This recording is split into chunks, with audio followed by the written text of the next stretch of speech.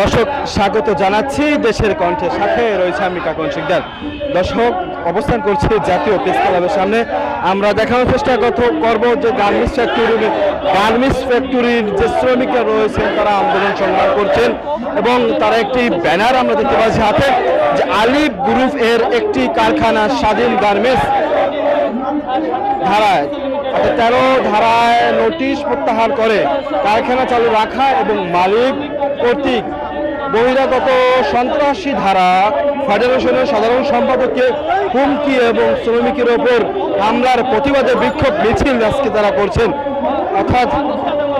অর্থাৎ গার্মেন্টস শ্রমিক সংহতি ফেডারেশন ও অঙ্গ সংগঠনের যে শ্রমিক রয়েছেন তারা কিন্তু আন্দোলন সংগ্রাম করছেন এবং আমরা দেখানোর চেষ্টা করব লাল পতাকা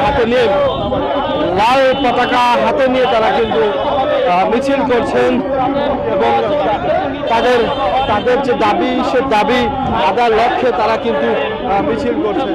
আমরা দেখানোর চেষ্টা করব গার্মেন্টস শ্রমিক ফ্যাক্টরির যে লাল পতাকা হাতে নিয়ে তারা মিছিল করছেন সেটি আমরা দেখানোর চেষ্টা করব। ভাই একটু বলা যায় কেন আমাদের 3 মাসের বেতনের জন্য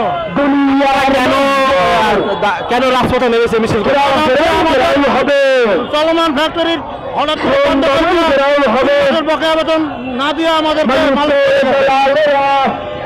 বকেয়া বেতন দিচ্ছে না, বকেয়া বেতন পাবো। আমাদের গার্মেন্ট বন্ধ করে দিয়ে পালাইছে এই কারণে নাকি?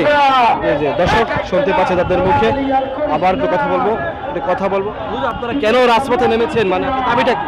আমাদের দাবি হচ্ছে আমরা স্বাধীন গার্মেন্টস প্রাইভেট লিমিটেড, আমরা আজকে 3 মাস যাবত আমরা বেতন পাচ্ছি না। এই সুবাদে আমরা রাস্তায় নেমেছি। জি বহিষ্কার হচ্ছে আমাদের উপরে মামলা হয়েছে প্রায় আপনার 56 জনের মতো।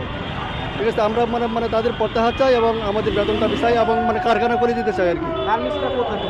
এটা হচ্ছে আপনার গাজীপুর কোনাবাড়ি স্বাধীন গার্মেন্টস প্রাইভেট লিমিটেড আলিফ গ্রুপ।